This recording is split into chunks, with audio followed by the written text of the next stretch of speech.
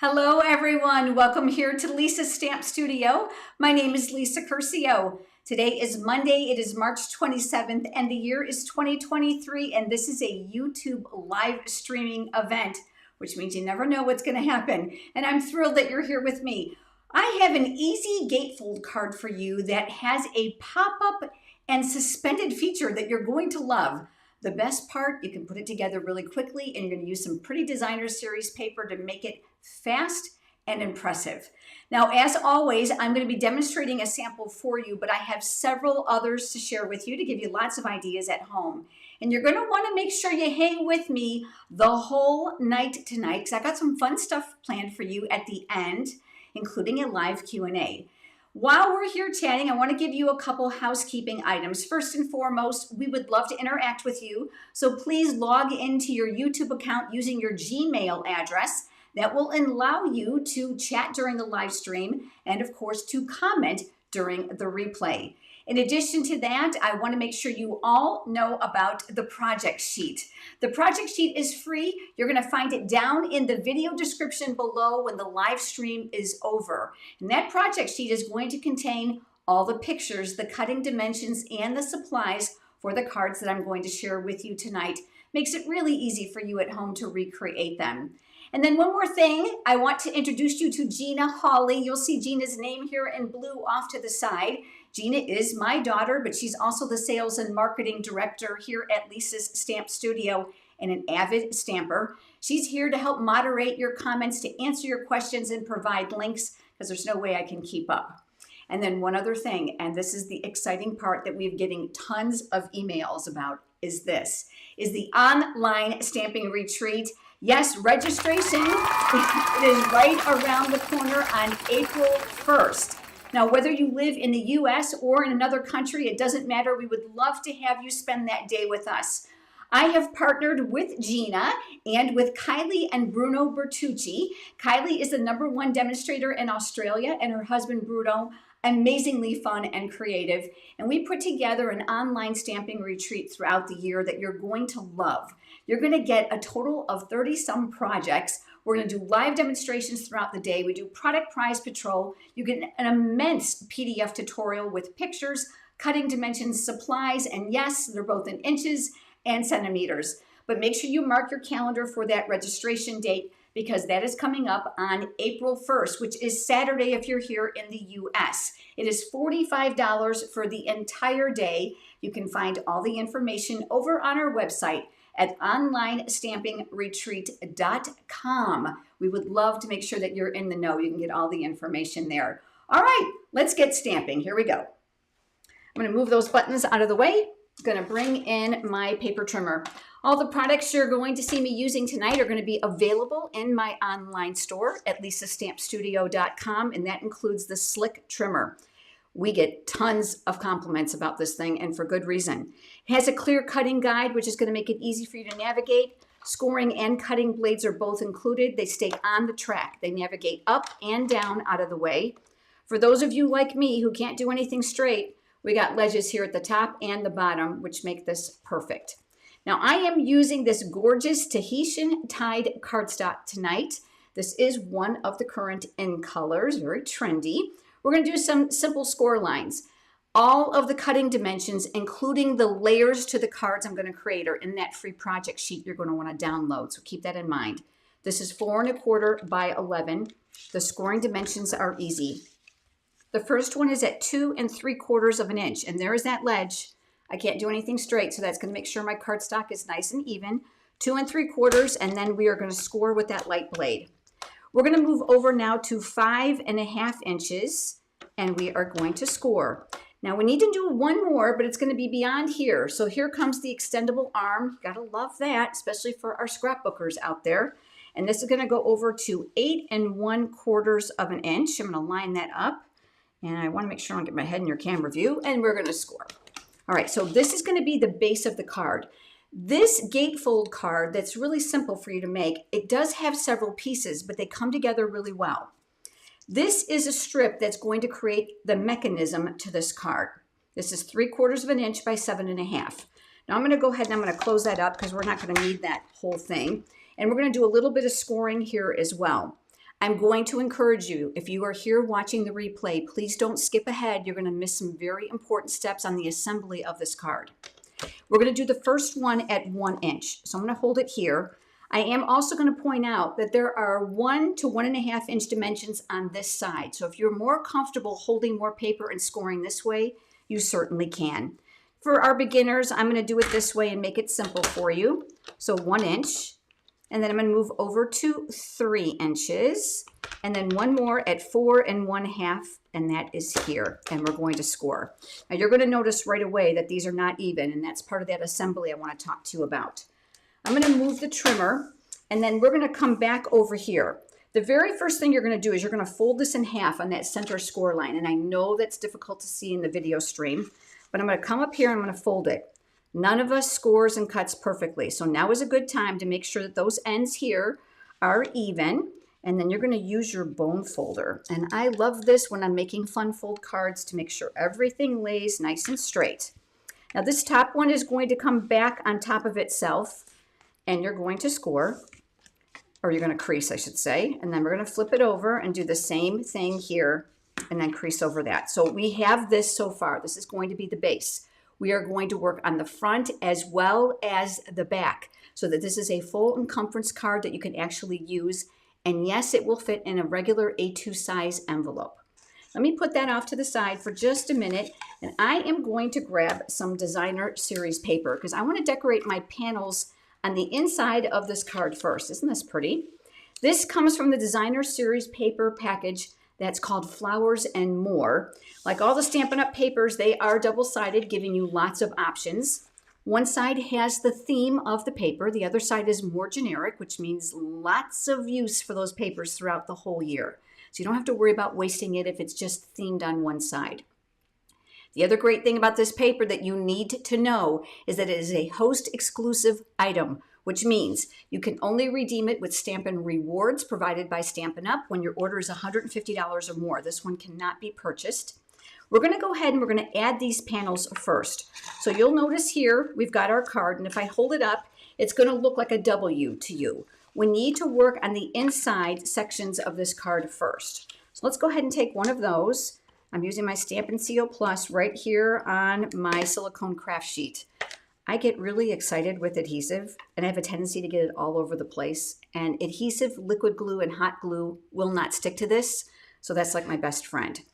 Keep in mind if your paper has a direction, make sure they're going the same way. I am going to turn this sideways because I have better luck of creating that very narrow margin all the way around if I can look at it this way versus vertically. And then we're going to take this other one and we're going to do the same thing. Another reason I love this paper is it doesn't have a direction. That pattern is going to be able to go any which way. And again, here on the inside, and I'm looking to leave that same margin, just doing my best to keep it equal all the way around. And then I'll just tack that down. Now we have to work on the actual mechanism and the image. So I'm going to set this aside for just a minute. And I'm going to bring in a scrap piece of basic white cardstock. And here's where we're going to do a little bit of stamping for the image that's going to be the suspension or the pop-up to this card. My image is going to be using the Memento Black ink. It's my ink pad of choice. And I'm going to bring in a stamp set and die set. This is offered as a bundle. I don't know about you, but whenever it's offered as a bundle, you're going to want it that way because who wants the stamps without the dies, right? This means we don't have to fussy cut. I love this one. It is adorable and it's great for kids and kids at heart. And you know, right now I'm kind of in a little bit of a baby mode because I'm getting ready to be grandma. So I'm using Elephant Parade tonight and of course the coordinating dies. So I have pulled out this adorable little image here. I'm going to go ahead and I'm going to ink this up. And keep in mind, your card can be whatever you want. And my samples that I'm going to share with you include lots of other images. Now I'm cleaning my stamp right off camera. I know you can't see it, but we'll go over that. It's my Stampin' Scrub, or you can use a chamois. Never put your stamps away dirty. Big no-no. And then I'm going to ink up that little butterfly also in that stamp and put that here. Now there's one other thing I want to do, and I want to have a greeting for this, but there's something I want to teach you. The stamp inside the stamp set actually comes like this, Sweet Little One. Now you'll notice when you look at the stamp set that there are other greetings here as well. So it's going to make lots of different cards. The other great thing I want to make sure I point out is look at the dies. Now I want to call your attention that there's 2 for grass, there's a row of peanuts, and of course some bows. And I'm pointing those out because there's not necessarily images for those. And I love that these are great accessories. So let's talk about this. I do not want my greeting stacked like this. I want it in a long panel. So I'm going to teach you a couple ways that you can do that. My favorite way is using household tape, but we can't do it on this one because I found that the T in the word little and the W in sweet are too closely related. Now let me show you what I mean should it work so that those of you at home can learn a couple different ways. This is just a piece of household tape. I like to make a little tab on the end so I can keep my fingers clean as possible. This obviously will need to be the length or longer of the stamp that you're using. If this worked, you would literally cover up what you don't want to ink, and you can ink it in your ink pad, remove it, and stamp. Great, huh? But in this case, that's not going to work. So here is another option for you at home. Now I'm going to be using a dye-based black Stampin' Right marker. Stampin' Up's products are all color coordinated, so you don't have to worry about reds matching, etc. Dual-ended, so I'm going to use that brush tip. I'm going to start with the word sweet. Now I'm going to do my very best not to put my head in your camera view, but I'm using the side of the marker this way. So I'm turning the stamp to make it easier for my hand to eliminate the letters that I want to avoid. Once I color it, I'm huffing on it. I'm calling it the Darth Vader, and I'm stamping it here. All right, I need to clean this because I don't want the word sweet again. I'm going to move my marker up, and you're going to notice sometimes when you clean your stamp, there's some residual black ink left in there. Make sure you give it a good scrub, and then one more step. I want you to stamp it off on scratch paper, which is my grid paper here. Because if you have any leftover pigmentation here and you stamp the remainder of your words, that halo of color will transfer to your paper. Now I'm going to come in with the marker again, and this time I want little one. Again, preserving that tip, I'm using the side of my marker and I'm going over just those words and I'm highlighting them in the marker. Okay, once I think I'm good, which I think I am, huff, re-moistens your ink. Here comes my head. It's not going to be even, my friends, because, well, look at that. Who said, right? Pretty good. I like to be on top of my image most of the time because of my age. But there we go. We have our greeting now all in one length versus stacked. And this is also a fantastic paper crafting tip for you if you want just a specific word or image. All right, so I'm going to set this off to the side. We're going to end up using that in just a minute. But let's talk a little bit about this image itself. My favorite coloring medium is Stampin' Blends markers because I love alcohol-based markers for the professional look that they provide. I have a tendency to color very hard, and with a dye-based marker, you get that streaking. So let me give you just a couple tips. We're not coloring all of this. I have it all finished for you already, but let's talk about these. These are the petal pink, and I want to give this little image some character. So I'm starting with my light shade first. That's a matter of my personal preference.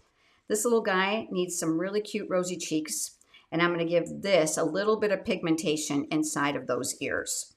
Now, like any alcohol-based product, you need to allow the alcohol base to evaporate. So if you work too quickly, you're going to have bleeding. So you need to be patient. So my favorite tip is to take the light on one side, dark on the other, and start working in that same sequence with all the colors you're going to use. Now, I typically choose my colors from the designer series papers that I have selected, but obviously that's not going to be a green elephant, right? So this now is gray granite. This is my light, this is my dark. And I'm going to come in and I'm going to add a little bit of color around this ear. Now I'm going to work very quickly because nobody wants to watch anybody color a whole image, I don't think. And I want to show you what I'm going to do. I'm going to use small circular motions to help preserve the tip of my marker. If you want, you can provide strokes. Either one is fine. When you get to the cheeks, I'm going to give you a couple tips. You can go right over it because it's an alcohol-based marker. These are buildable, which means your coverage will not completely go away. If you're not comfortable with that, and this is your first time using alcohol markers, you can go around it. But I think you can kind of see it sometimes. So let's just get that trunk done so I can give you some shading tips for the ears and then some shading tips for the head, and I'll show you the finished one. Now that I know that that light pink has already had the alcohol base evaporate, I'm going to come over to the dark shade. Again, these are dual-ended. You can choose what you prefer. I'm going to put that darker shade here towards the inside of the ear. And if you need to, like I did here, do you notice how I covered it up with the gray? I can go back over it. And again, buildable. Now I'm leaving these look weird on purpose because I want to prove a point. I'm going to work on the dark gray. You can see that the artist who designed this stamp put some lines in there to create definition for you. Cheat marks. Don't overthink it. Use them to your advantage. Now around the ears, I'm going to add just a little bit more detail. So I'm going to work a little bit around here because I don't want the ears to be too pink. And I can add a little bit more around the face if I want. And of course the lines inside the trunk. And I think that you get the idea. Again, has to process. Very, very important. Light pink again. I'm going to pull these together to get some blending inside of here. And again, if it's too dark, don't worry because you can add and build. Oh, wrong end. I want to use the brush tip. I'm going to pull this out and I'm going to blend now the dark that was once the light. And I'm not even worried about covering every little area. Remember this cheek we skipped? I'm going to skip it again so you can see. Do you see the areas that I've missed here? As the alcohol starts to evaporate, that's going to start to look more like purposed shading. I love it. Great cheat mechanism. And I'm going to come around here. If those ears are too pink, watch. We're going to come over them and shade them down a little bit so they look a little bit more realistic and then blend in your trunk. Do you notice here how the pink inside the cheeks looks more blended than here where we went around them? It's not a right or wrong. It's just a matter of preference. Now, of course, as we talked about, there are dies. So let me show you these that they're all finished. So I just picked up the colors of the butterfly from the designer series paper. I don't overthink it. I let my paper do all the work for me. So we've got our little pieces here, but you may have recalled that I pointed out the grass images here. Again, the designer series paper has done the work for me. So I die cut some grass pieces using the Parakeet Party cardstock, which is the color in that designer series paper. Now, just for grins, I die cut 4 because there's 2 dies of each. I always like to have a little extra just in case. Anybody else like me? All right, the next step now is to create this focal point on an area that's going to be able to float on the pop-up of this card. Now for this, what I decided to do was to create a base using a shape. You can use any shape and any size within the circumference of the card that you want. So also think labels. I chose the layering stitched circle here, the largest one in the Stylish Shapes dies. By far one of my very favorite die sets because of the staggered sizes and the banners that are included. Again, in my online store. I did that ahead of time and here we go. Now we're going to assemble and I want to give you some really great assembling tips for you at home. Always build your image as you go because it's easier to put it all together. So I always start from the back and work forward. So I'm going to use my Take Your Pick tool. There's a putty tip on here which helps me lift up those smaller pieces. I'm going to kind of lay out where I want the grass because I know I want my grass on this card to be in the back. So let's go ahead and let's lay that out. And you can see why I die cut a 4th, but you know, we might move this around a little bit. So we're going to start here on this side and I'm going to flip this over. And you're immediately looking at that and thinking, there's no way adhesive is going to fit on that. And you're right.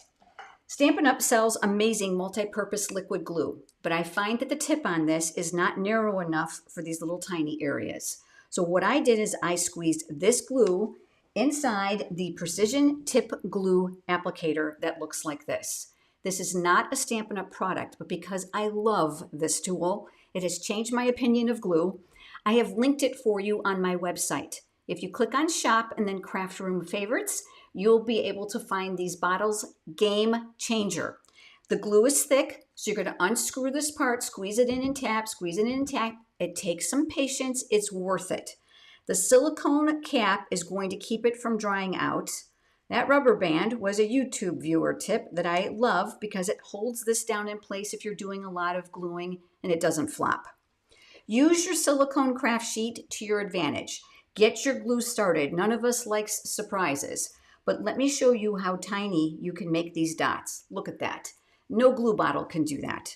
So what I'm going to do is I'm going to work here primarily across the bottle, and I'm using that needled tip to my advantage. This glue, like I said, is very strong, so I don't need to go crazy with it, just to tack it in place. So I'm going to pick that up, going to do my best to keep those fingers clean. Another tip, if it's too gooey, swipe it on your silicone craft sheet, and then what we're going to do is we're going to eye where we're going to put this. Now, I could not do this before you joined me because obviously I need to do that first. So I'm just going to do this really quickly while we chat.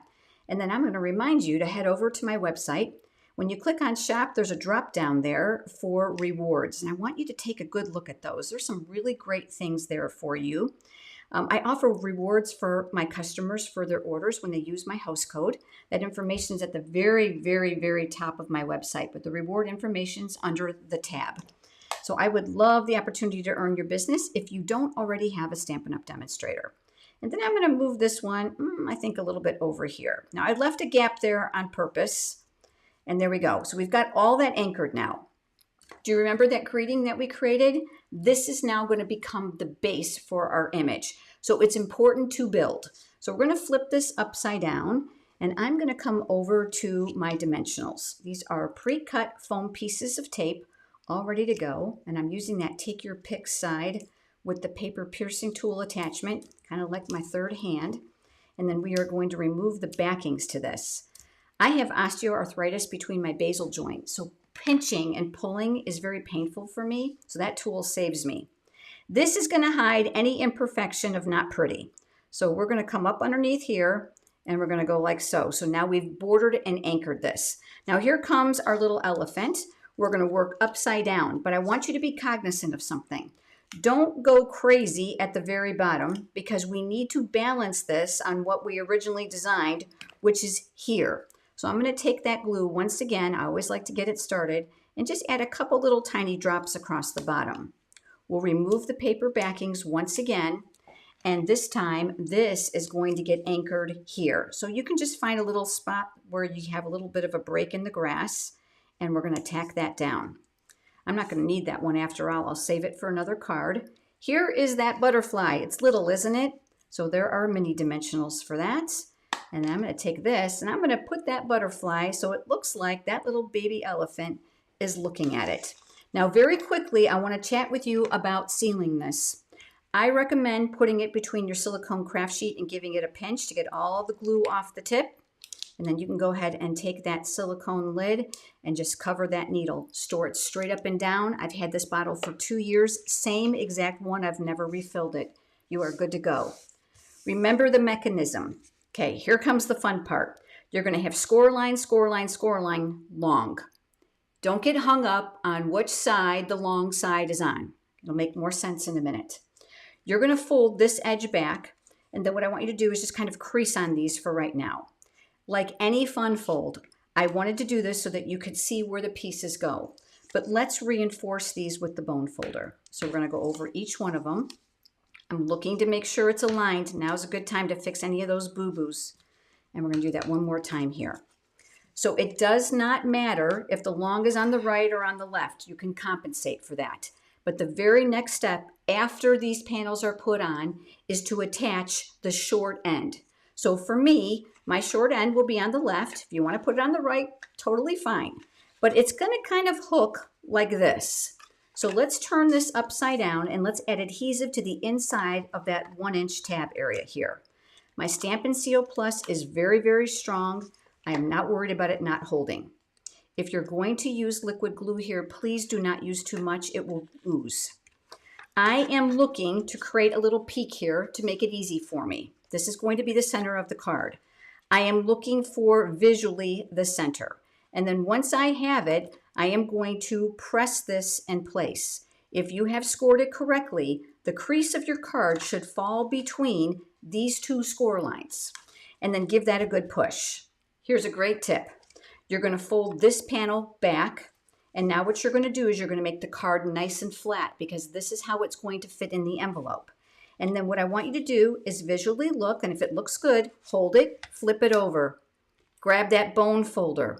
Some of you like to just crease, but do you know what happens with good quality cardstock like this? it has a tendency to crack, doesn't it? So if you score it alongside the edge here like this, it's going to help break down the cardstock for you. And then you're going to be able to lift this. Obviously easier said than done on camera. And then we're going to bend this to the back side. And this time I'm going to take my bone folder and I'm going to press that down just so I have a nice score line there. So everything is going to look like this. Now that this is well reinforced and marked, we are going to add adhesive to this other end. I found that if you try to score both ends, it never comes out right. It has a buckle in the middle and it's not worth the aggravation. So I'm going to turn this back over and now our mark is there, just making sure that it's nice and straight, and we're going to go like so. All right. Now we're going to work here. Now I know it looks weird. Hang with me. We are going to work on these other two panels, and I'm adding the same designer series paper only because of the image I chose. If you want to flip your paper, go for it. That's the beauty of double-sided designer paper, right? I'm going to go ahead and add that here. If you're just joining us, welcome to the live stream. You're going to want to hang with me the whole night tonight. We're going to do a live Q&A at the end, and I've got some fun stuff to share with you you're not going to want to miss. And then let's go ahead and let's do the same thing with this piece as well. And we're also going to talk about Stamp Studio memberships. For those of you that like lots of ideas, boy, I've got lots more for you in a membership program, $5 a month. All right, are you ready? Now, I'm going to flip this over before I create this. This is the back of the card and a spot for you to be able to put more pretty, right? So I like to read left to right, like most people do. So it doesn't matter if your greeting goes here or here. I decided to put the pretty here, which is the opposite side of that same designer series paper. So when you cut this in a strip, you are set for the front and for the back. Again, sideways, so I can leave that little margin really easily all the way around. And I did do the stamping on this ahead of time, but I want to show you where this is from. It's called a Grand Kid, and I think that it's undersold, and I love it. And especially because I'm a soon-to-be grandma, these are images and I should say greetings that I can use all year round. So I chose You Are So Loved. But you know what? Since I'm going to be a first-time grandma, I decided I need to play up the emphasis on this a bit. Are you with me? Here's a great trick. Take your Stampin' Blends markers. I'm starting with my light. I'm going to use that brush tip and I'm going to come over the word I want to emphasize and I'm going to brush it out. Just like we did before, it's alcohol-based. You need a little bit of patience, okay? Let that dry. We're going to speed up the process here. And I'm going to do the dark across the bottom, just a little bit. Let that dry. And then what we're going to do is we're going to come back and we're just going to blend this section up just a little bit so it looks more of like an ombre finish. We're going to flip this upside down. We're going to add our adhesive to the back. And I love that little trick because sometimes you just got that greeting you want to stand out on a big phrase. And we're going to put this here. I should turn it sideways like I told you, right? I'm being a rebel. All right, so now our back is done. Now let's talk about this. This is actually going to go like this. So do you see how this now pops up? This is where the image is going to go. Tuck these back, lay the card flat, don't fight it. Again, if you're using liquid glue, you're going to want to be very careful you don't go outside of this area. I've got several other samples to share with you. Here comes my Stampin' Seal Plus.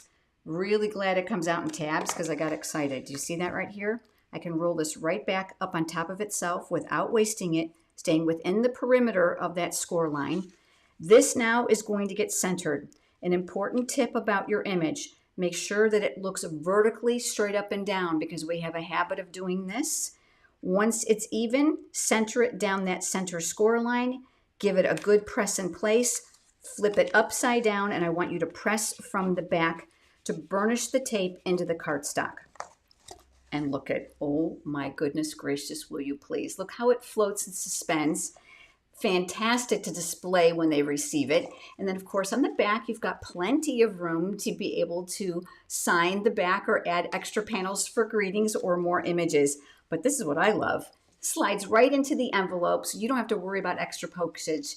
Look at the profile, how thin it is. Fantastic, isn't it? And the best part about, is it is a real wow, and it's intuitive on how it will pop up and display. There's no instructions needed to the receiver.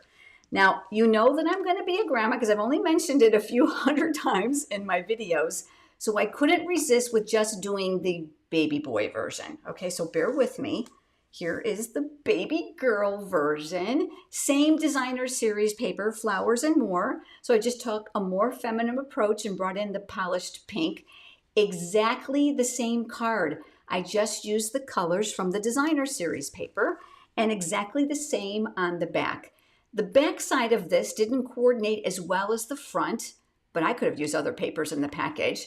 But there you go. So now I have a girl and I have a boy. So I want to know who's my team girl and who are my team boy viewers. Go ahead and put a comment. Is Gina having a boy or girl? We honestly do not know. I think you all think that we're not telling you. They don't want to know. They want to be surprised. Isn't that fabulous? Are you team boy or team girl? All right, here come the other cards. And like I said, hang with me. We got some fun stuff coming up. Here is the next one. I know you guys love shiny, sparkly, fancy, and here is one for you. This comes from the bundle called Ginkgo Branch, also in the current mini catalog. Very simple and abstract, but look at the font and look at the greetings. Great for guy cards, right? And as well as women. And I love the label inside here. Look at that intricate die. Isn't that beautiful? And that is exactly what I used here. I just didn't poke out the pieces. I left them intact. I know, crazy. Gold foil, gold embossing, beautiful designer series paper. Here come those panels. Look at this time it's different. So you'll notice here on the back, I did do a little bit of stamping with that image. And of course, I've got my greeting here. And this one's been sitting flat since I photographed it for you. But there you go. And you'll notice the designer series paper panels are different. I know you've got a glare from that glossy, but isn't that fun? Oh, beautiful. Use those beautiful papers to your advantage. All right, my last one uses a quite different bundle. This is called Cup of Tea. I'm a tea lover. I love tea. Iced, hot, doesn't matter. I love all the flavors. But I love this because the dies are really, really fun. So you can die cut your cup in any shape, designer paper, however you want. And of course, stamps to go with it. And this is the card I made using this one. So I used those amazing dies, those oval dies from Framed Florets. I've got so many products to remember. I can't always remember the names. This is fairly new, Framed Florets. So there are numerous ovals and decorative ovals that go with it. So you're going to notice I used a crumb cake base on this one. Same designer series paper, great suspension. Look at the detail in that cup. And then here on the back side, ooh, isn't that fun? Thank you for your friendship. So you know what? I might just slip a tea bag right behind here and put it inside the envelope when I send it to a friend. Now, these are the 4 cards that I have to share with you tonight. But hang with me. I got some other stuff you're not going to want to miss. So here we go. Tell me which one is your favorite because I always love to know. Leave me a comment right now and whether you're team boy or girl, and then, of course, your favorite card. Now, one other thing we talked about very, very briefly that I want to make sure that you are aware of is this. Stamp Studio memberships. Oh my gosh, you guys, thank you so much. There are hundreds of you that have signed up for this. $5 for the whole month, and every Monday morning to your inbox, you will get a fresh tutorial project from me that I create specifically for this. It is fun. So you don't have to worry about what am I going to design this week? Is it going to be too intense? I've got you covered. Level 2 is going to be coming in May. This is level 1. You can see here on the screen what's included. And guess what? Doesn't matter where you live. Any country can subscribe to this. Additionally, I give you full reign to do whatever you want. I do not watermark the photos, which means you can reproduce those photos for classes or workshops if you're a Stampin' Up! Demonstrator, or if you teach classes.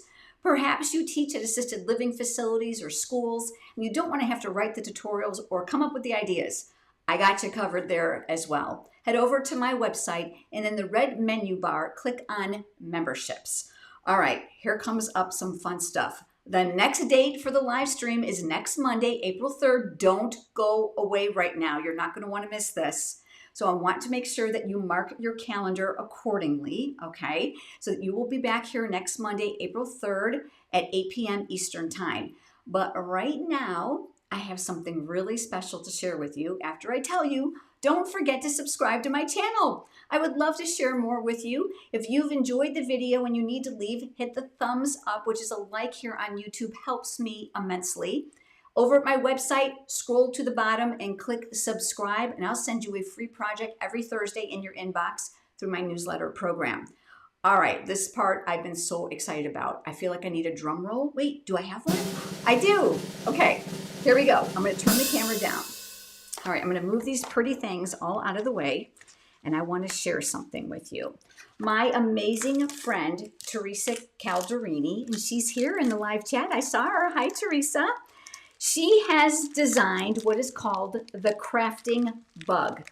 She sent me 10 crafting bug pins for card makers, but there's also a pin for a scrapbooker and one for mixed media and one for a colorist. And guess what? There's one for a quilter. You got to head over to Teresa's website. That's called Parables of a Crafter. You'll see that right here in the live chat off to the side. There's a QR code for you. I'm giving these away. I'm going to mail them to you for free. So I want to tell you how you can enter, and I want to tell you a little bit about this amazing program. Teresa and I have known each other for decades. Our kids went to school together. We've stamped together many, many years. She's an incredible crafter. She loves the passion of being crafty and paying it forward. And what the crafting bug is all about is not only to delineate what type of crafting that you like, but $1 of the proceeds of your purchase of the pin, it goes to a different charity or organization every quarter. And right now she's doing something for military families that get care packages. Go over to parablesofacrafter.com and you can get all the information. But I want to give these pins away. So here's how this is going to work. If you are a card maker and you want the free card maker pin, you're going to put in the comment below your name and card maker so that I know you want one of the 10. Okay, and then I'll put all those in the random list picker and I'll announce the winners. I'll tell you in a minute. I have one scrapbooker, so put your name in scrapbooker if you want that one. I have one colorist in your name and colorist if you want that one, and one for mixed media if you want that one. You can start doing that now, okay? Once tonight's live stream is over, I'll give you the rest of tonight. Tomorrow morning, I'll come back here after 9 a.m. Eastern Time. I will post all the random winners for all 13 of these collective pins on the community tab. Now you're probably thinking, where's the community tab? Up above the top of my YouTube channel, you'll see that there are words, and one of them is community. If you click on that, it leads you over kind of like to a virtual bulletin board. Well, I will have the list of the names of the winners, and I will tell you how to redeem your free pin. You're just going to email me your name and address. I just don't want you to put it out publicly here on YouTube. And then I'll send it to you for free. But I'm going to tell you what, these are being picked up commercially as well, and you're going to want to be one of the first to have the crafting bug pin. And I'm just so honored, Teresa, that you asked me to share it, because you know how I feel about crafting. I love it. Okay, here comes the best part, the Q&A. So if you're ready to stay with me, I'm going to answer your questions live right here during the live stream. If you have a question, this is how you have to formulate it so that I can filter it out. You're going to type the letter Q and a colon and then your question. So start doing that now. It's going to be a little bit of a delay because we are live streaming. So when you type, I'm not going to see it right away, so be patient with me. And then when I reply, you actually hear it a few seconds behind me as well. But I'd love to be able to address your questions while we're here live. I'm going to be really informal and reach over for my mouse so I can start that filtering process now.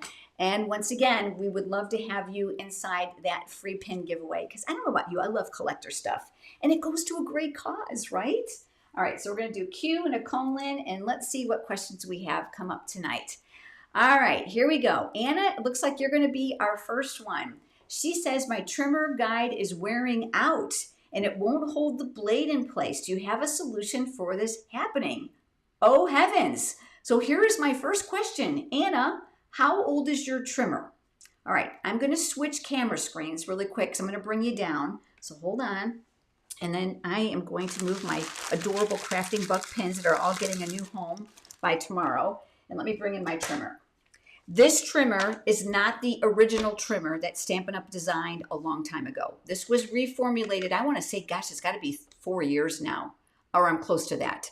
The old trimmer, this area here, Anna, this black strip actually came out and you could flip it over to rotate it, and it was made of kind of like a rubbery synthetic.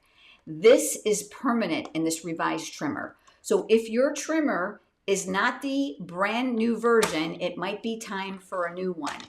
I have not found a manufacturer to make that insert for the old trimmer. I know, I'm sorry. And the reason is that this trimmer was manufactured exclusively for Stampin' Up!, therefore the parts are no longer available. Now you might be asking, why did they change it? Well, it had to do with the manufacturer not being able to correctly be able to sharpen and provide great blades. So what good is a trimmer, right? So Stampin' Up! Went back to the drawing board with a new manufacturer, and we have that trimmer, which is 10 times more superior than the old one. So I hope that helps. Anna, I know that you're here with Lisa Stamp Studio with us, and we love it. So if I can answer more questions, please email me. I'd be happy to help you. All right, let's get the next question going. Suze has a question. Susie, I think I'm pronouncing it right. Do you find that cleaning the trimmer channel frequently omits the need to change the trimmer blade? Excellent question as well. So let's talk about that. I actually just did a YouTube short about this not too long ago. I don't know if it's published yet, but the answer to your question is yes. You know when your blade is sharp and you're cutting even tiny slivers of paper that you leave remnants or shreds of the paper that sometimes get stuck inside the track. Frustrating. Do not take something sharp and try to dig that out. That's the worst thing that you can do. Let me show you. Let me grab it really quick.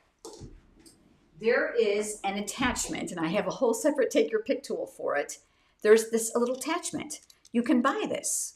Don't you love this? So it screws right onto the end. You get it, right? And this is supposed to help. It releases the pieces from your die brush attachment. That's what it's called. But I like to take those little bristles and come right up here gently inside the track. Look, there's one right there. Do you see it? And that helps to loosen the paper. So the answer to your question is yes. If you take care of your trimmer, it's going to last everything longer. Do not leave gunk and adhesive and stuff all over it. Take care of it and get those small pieces out, but be very careful how you do it. Don't mar that track. That's really important, but a really good question. Here is a question from Lynn. Lynn says, do you like the Stampin' Up! Fine tip glue pen? Oh, I have to be honest. No. All right, Stampin' Up! Makes a glue that is a fine tip glue, and it's in a similar bottle to this. Obviously, it doesn't look like this, but it's tall and thin, and it has a needled tip on the end. That glue is very much like a lacquer. So if you let it dry on its own, it becomes like a crystal effects, and it's clear. And it does dry clear, but personally, I've had more trouble with the application of it, so it's not my favorite, which is why you don't see me use it. I am never going to recommend something to you that I have not tried and trued, because this is a sisterhood, brotherhood thing, right? We got to have each other. So no, I don't like it, but that's my personal preference. I think that I've described it to you. If you're not sure, give it a whirl and see if you like it yourself. There may be other viewers that love it and can speak very positively of it and give you some more feedback that I can't. All right, let's do one more. I'm scrolling because they're coming in quickly. Bear with me. Hold on. I'm scrolling. Hold on. You guys are coming in so quickly. All right, here is a question from Stephanie. Stephanie, do you design your fun folds? Stephanie, yes, I design all the cards that you see.